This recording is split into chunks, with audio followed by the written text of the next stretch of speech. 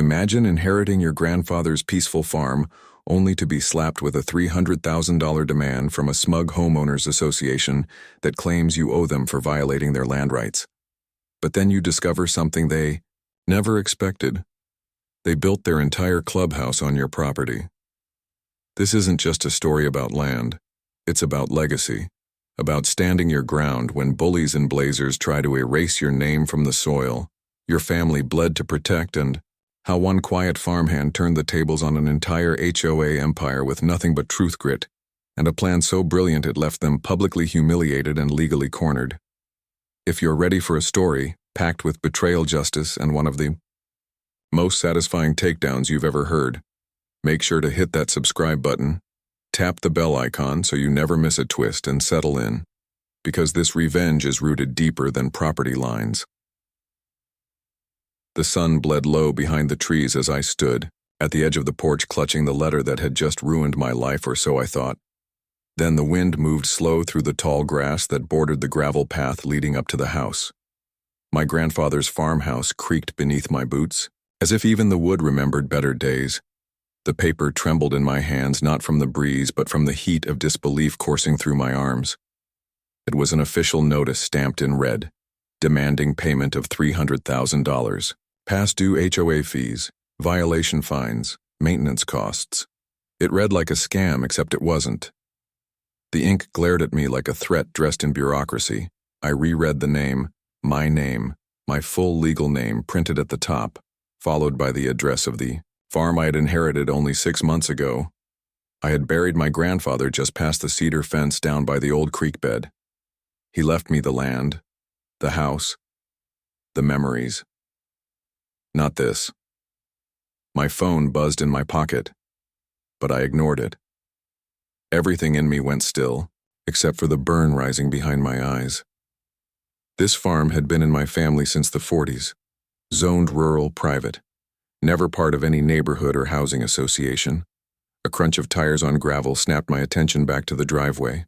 A white, luxury SUV rolled to a stop, shiny as a showroom floor. It didn't belong. The door opened and out stepped a woman in a tailored blazer and sunglasses so dark I could see my reflection in them. She smiled, but it didn't touch anything except the corners of her mouth, fake, precise, deadly. "You must be the new owner," she said. Her voice was silk on glass, smooth but dangerous. "I'm Sylvia Jenkins, president of the HOA for Maple Grove Estates just across the hill." She held out a manicured hand like we were neighbors meeting over lemonade. I didn't take it. "This land isn't part of any HOA," I said, and I could already feel the heat rising behind my words. She didn't flinch. "Technically it is now," she said with a shrug. "Since the recent boundary annex, we've included this section of land under our coverage." My silence was thick. I stared at her. She went on. "There was a community vote last year and your grandfather never filed an objection, so the land was incorporated by default." "That's not how this works," I said. Her smile widened. "That's exactly how it works when nobody bothers to read their mail." I stepped off the porch and stood eye level with her. "Let me be clear," I said. "My grandfather was in hospice for most of last year and I was living in another state. If you think you can drop a bill like this and bully me into paying for things I never agreed to, you're wrong." She sighed and opened the passenger door. Retrieving a thick folder inside were photos, blueprints, expense reports. One by one, she laid them across the hood of her SUV like playing cards. "There's a walking trail here," she pointed. "Built last spring. A community tennis court over. Here, new lighting along the access road. All part of our neighborhood beautification project." I stared at the images, that trail, that court. I knew those places. They sat on the edge of the property. I thought the neighbors had been getting too friendly. With the borders, turns out they'd built entire projects across them. "And now you owe $300,000 for access, maintenance, and back fees," she said. As if she were telling me the weather. I laughed. I couldn't help it. It was short, bitter. "You people built all this without even checking if it was your land." She blinked. Then she smiled again.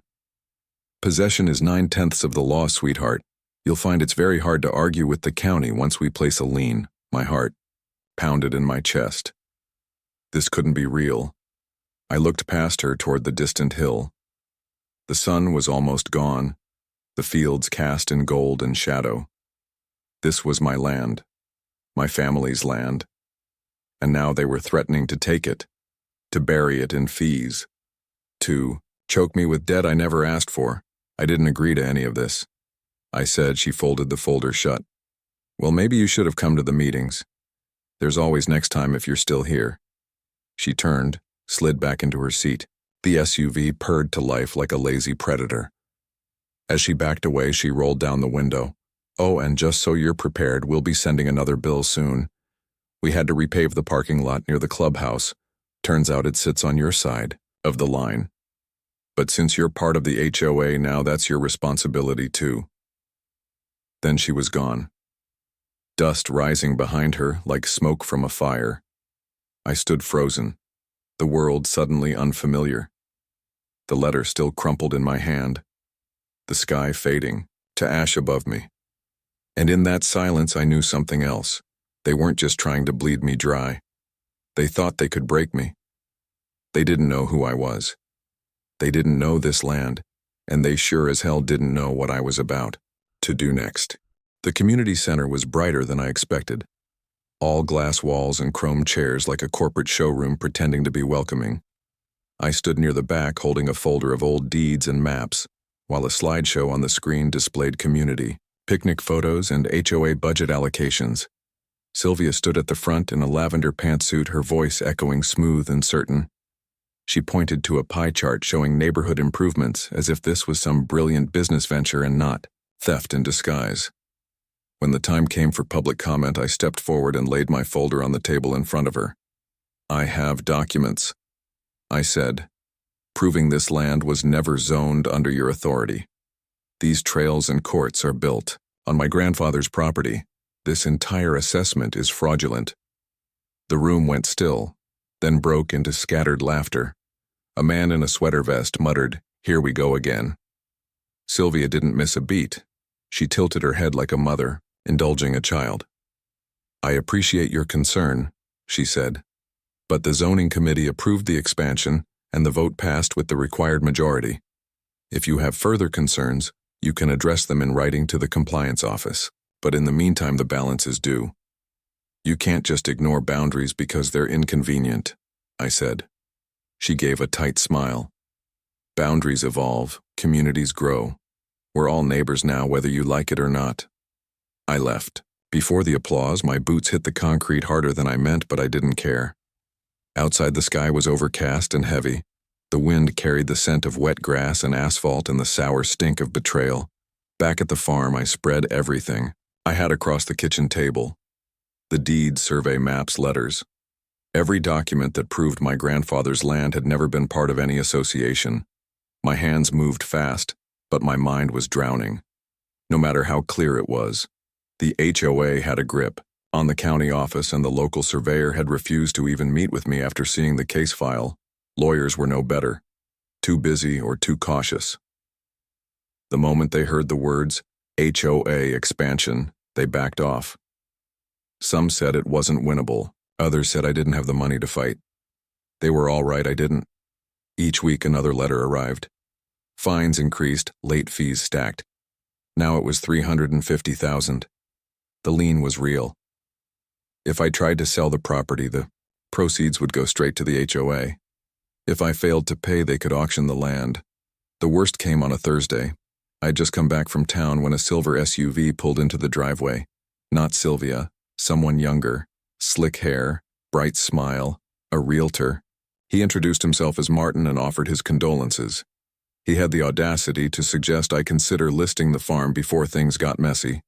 Foreclosure can be ugly. He said, "I can help you get ahead of it. Plenty of developers would. Pay cash for this kind of acreage, it would solve everything." I shut the door in his face. That night I stood by the fence and looked out over the field, past the slope and down to where the land curved gently around the grove of trees beyond that. Sat the new walking trail, benches, trash bins, a solar lamp, all installed without permission, all proudly used by neighbors who never once knocked on my door, who never once asked. I remembered helping my grandfather pour concrete for the southern posts. I was 13. The sun had burned the back of my neck. He had made me read the land survey before we began, told me that every inch mattered, that lines drawn in dirt could shape futures. The next morning, I climbed into the attic and dug through. The old metal lockbox my grandfather kept beneath the floorboards inside were rolled-up survey maps, the originals signed and sealed from 1972.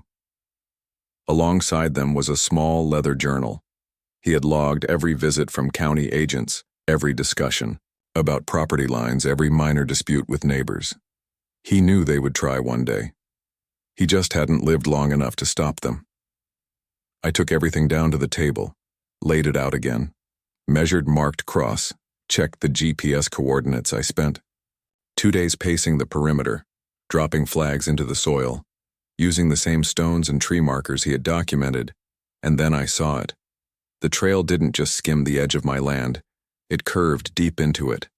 The tennis court sat cleanly over what had once been our west pasture. The parking lot was practically built around the old cattle path. The clubhouse, that smug, ugly square of beige brick and vinyl banners, stood entirely on my land. They hadn't annexed me. They had stolen from me, and they didn't even know it. The next step wasn't rage, it was clarity, cold and sharp. I would not fight them with anger. I would fight them with precision. I called someone I hadn't spoken to in years. A friend of my grandfather's, retired now, used to work as a county surveyor. He came out the next morning with a steel thermos and a sharper memory than most machines. Together, we walked the boundaries. He checked my documents, my measurements. He laughed when we reached the tennis court. "This isn't even close," he said. "They've built at least 50 yards past the original boundary." He looked at me, then eyes crinkled from sun and years. "You've got them by the throat, just don't let go." I didn't plan to. Not yet, not. Until I was sure the trap would hold when I finally pulled the cord. I spent the next week in silence, working before dawn, and long after the sun dipped behind the tree line. Every step I took was calculated, every move designed to push them without letting them know I was coming. I filed the boundary complaint with the county using my grandfather's original maps, notarized and backed by the retired surveyor's affidavit. I made sure it landed on the desk of a clerk my grandfather used to fish with. I didn't ask for favors, I handed over facts, then I turned my attention to the clubhouse. Not the structure itself, but what happened inside. The HOA hosted yoga classes, fundraisers, wine tastings, all of it shared online through their neighborhood app. Through that app, I learned that they had expanded their private security budget, that they had installed new signage and lighting, that they were planning a 4th of July barbecue on land that legally belonged to me. I didn't stop them. I documented everything. Photos, receipts, digital flyers. Sylvia was in almost every picture, holding a wine glass, cutting ribbons, posing in front of a sign that read, "Welcome to Maple Grove Community Center." The arrogance was mesmerizing. One evening, I drove to the courthouse and pulled the land parcel records. It took hours, but eventually I found what I needed. The subdivision had overstepped, not just onto my land, but beyond several plotted lines never finalized. They had rushed their expansion without verifying survey data, assumed no one would check. Then, they paved over history and called it progress. I visited a lawyer 40 miles away. He operated out of a farmhouse with no sign on the door. His dog greeted me before he did. When I told him my name, he nodded slow and said, "I knew your grandfather. Tough old man." Then he listened as I laid it out, every inch, every detail, every picture and document and insult that had piled up over months. He looked through the maps, then leaned back in his chair. "You don't want a lawsuit, you want leverage." "I want the truth on record," I said. "And I want them to pay for thinking they could erase my family's land like it was some clerical error." He filed the paperwork the next day. It wasn't a lawsuit, it was a cease and desist order. A formal boundary challenge and an intent to pursue damages for unauthorized construction, trespassing and misappropriation of land use without consent. We sent it to the HOA board, certified and published it online. I made a quiet website. Nothing fancy, just the documents, the timelines, the evidence. I titled it, "Who Really Owns Maple Grove?" Within 2 days, the link had circulated through neighborhood chats. I stayed quiet and let the fire spread. The next board meeting was standing room only. Neighbors, who had never spoken to me, crossed the yard in hushed voices. Some looked apologetic. Others looked furious. I watched from the back corner as Sylvia stood behind the podium, her voice no longer smooth. She stumbled over words. She called it a misunderstanding, an unfortunate error in land use.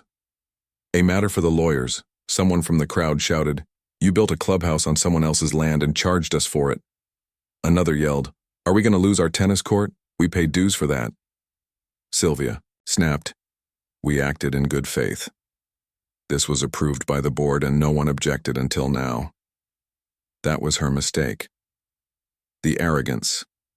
The assumption that silence meant consent. That history could be paved over with a community walking trail. I stepped forward.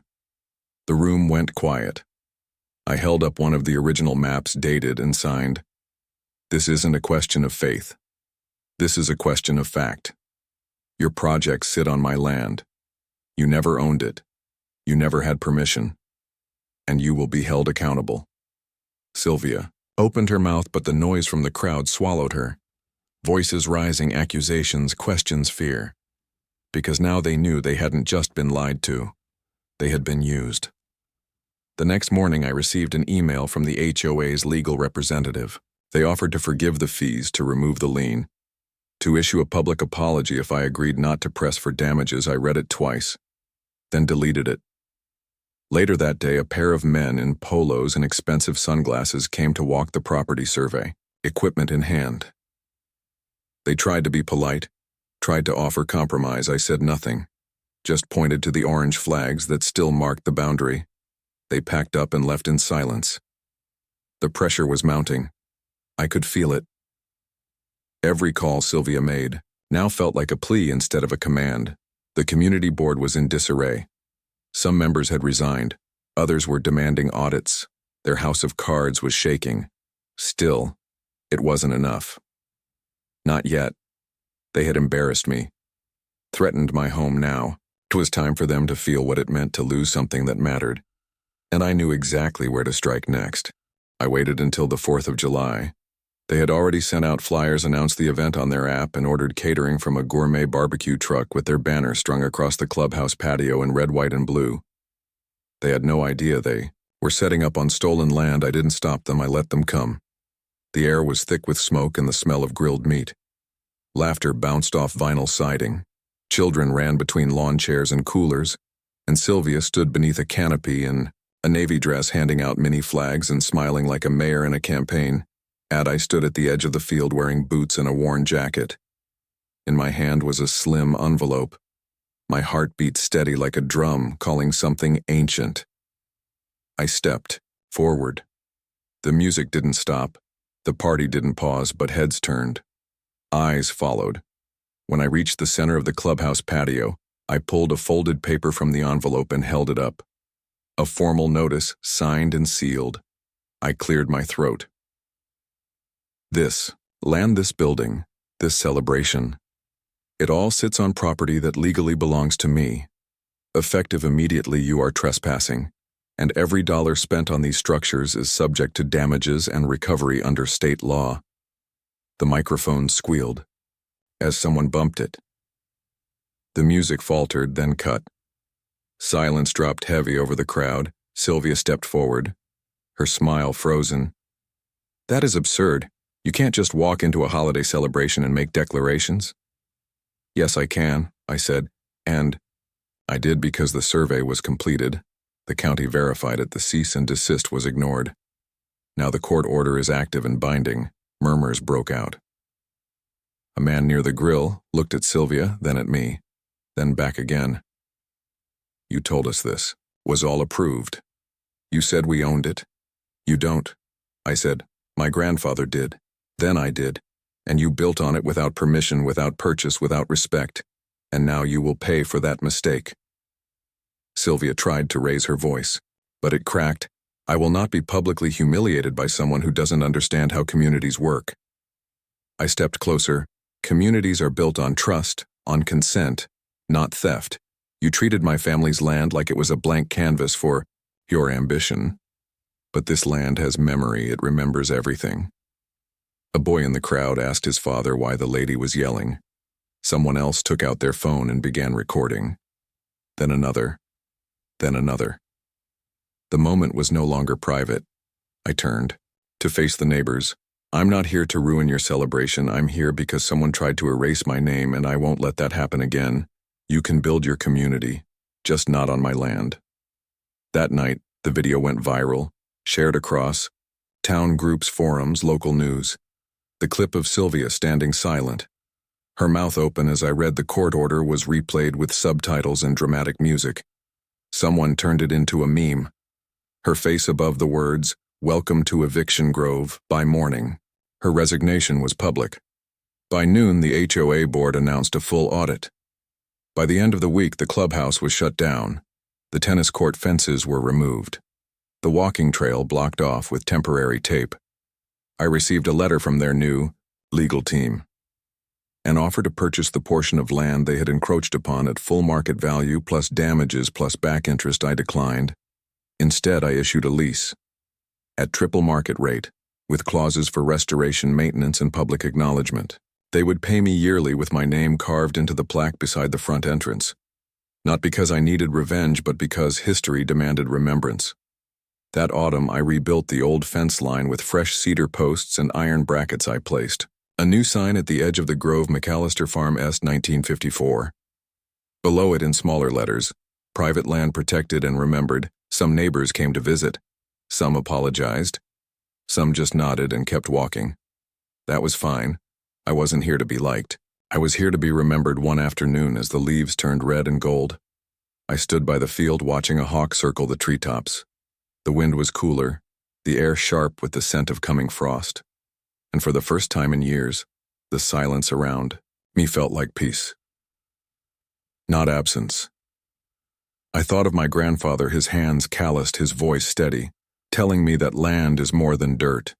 It is legacy, it is story, and those stories are worth fighting for. I walked the boundary one last time. Boots crunching, over grass, breathing slow, every inch now marked and known, not because I was afraid they'd try again, but because I wanted to remember exactly what was mine, and exactly how far I'd go to protect it.